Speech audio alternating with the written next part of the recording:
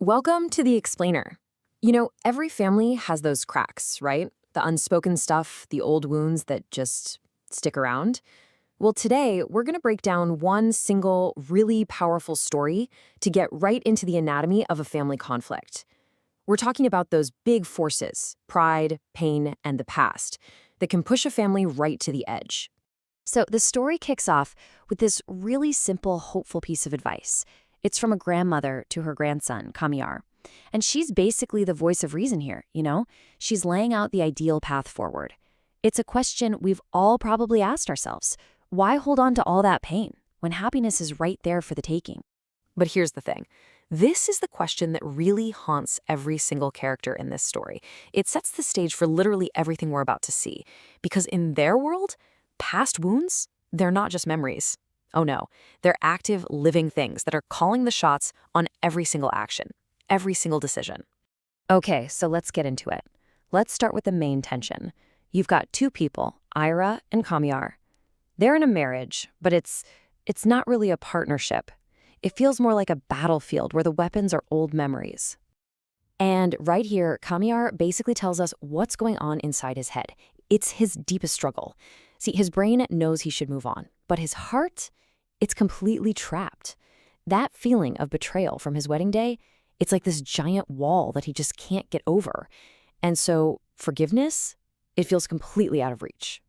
So the big takeaway here is that this is not just a simple argument. Not at all. We're talking about a relationship where the memory of Cain is way more powerful than any hope they have for making things right. It's like the whole foundation of their marriage is cracked, and every time they try to build something on top of it, the cracks just get bigger. All right, so now let's see how all this tension that's been bubbling just under the surface finally explodes. And it all starts with something that seems so simple, so innocent, getting Granny some medical help. But this one little thing, it's the spark that lights the whole fuse. I mean, on the surface, it makes total sense, right? Granny's sick, and hey, Ira's dad is a doctor. It's practical. But what happens is this one event forces two completely hostile worlds to just smash into each other. Ira's old family and her broken marriage. And what's so fascinating is how differently they both see this situation. I mean, it's a total disconnect. For Ayra, this is purely practical. Let's get Granny some help. But for her dad, oh no. Her showing up isn't about help. It's an invasion. It's her crossing a line he drew in the sand the second she married a man he didn't approve of. And his reaction? Wow. It is brutal. It's absolute. With just a few words, he doesn't just say no. He completely destroys her identity as his daughter, right there in public. It confirms all her worst fears and just humiliates her in front of everyone. And just like that, the conflict gets bigger. Kamiyaar steps in to try and defend Ayra, and boom, her father turns all that anger on him. So now it's not just about a father and daughter anymore, it's a full-on confrontation between the two most important men in her life. And this next part is such a classic human reaction. Ayra can't fight back against her dad, he's just too powerful in that moment. So where does all that frustration and humiliation go? It gets aimed at the only person left, her husband. That car ride home, you can just feel it becomes a total pressure cooker. And here you see the impossible situation Ayra's in. It's a total trap. She finds herself defending the father who just rejected her from the husband who was just trying to stand up for her. She's stuck right in the middle, and it's absolutely tearing her apart. So, all of this leads to the big emotional peak of the story. Ayra runs off to a friend's house to get away from it all. And it's in that quiet moment, away from the fighting, that the awful truth of her situation just hits her. This one line she says, it's basically the main point of the whole episode. She realizes that in trying to be the bridge between these two worlds, her past and her present, she ended up causing both of them to just collapse.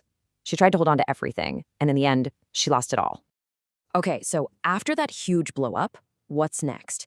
Well, we get to see the messy, really complicated reality of trying to fix things when nothing's actually been fixed. Let's see what happens when they try to move on. And who steps in? Granny, of course. Once again, she's the voice of wisdom, giving that little nudge they need. She's telling Kamiyaar, hey, you have to let go of the old stuff to make room for the new. It's a beautiful idea, right? But man, is it easier said than done. And his response just perfectly shows how stuck he is. He wants to move on. He really does. But he's haunted by the past. That insult from their wedding day is so clear in his mind, it's like it just happened. And it makes it impossible to create any new good memories. The past is just too loud. So when they try to make up, it is not some big romantic reunion. Not even close. It's just a series of awkward, reluctant steps. Kamiyaar only goes because Granny basically makes him. Ayra doesn't want to go with him at first. And his apology?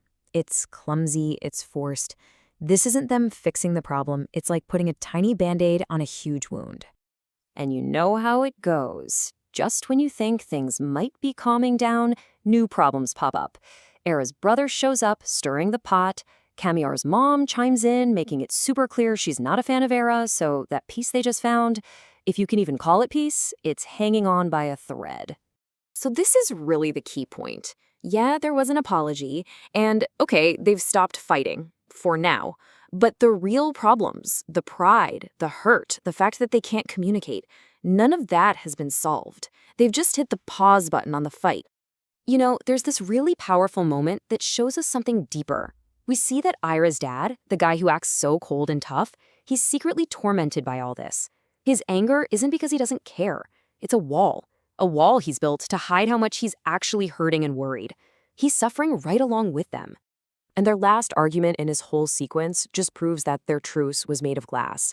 He basically tells her he's only with her out of pity because she has nowhere else to go. And she, of course, fires right back, saying she's not helpless. It just shows they are still on completely different planets, totally unable to see things from the other's point of view. So in the end, this story doesn't wrap everything up with a neat little bow. There's no easy answer. Instead, it leaves us with this really heavy question. It makes you wonder, are some wounds just too deep to ever really heal? Is the past something you can truly escape? And do those walls we build to protect ourselves just end up trapping us inside?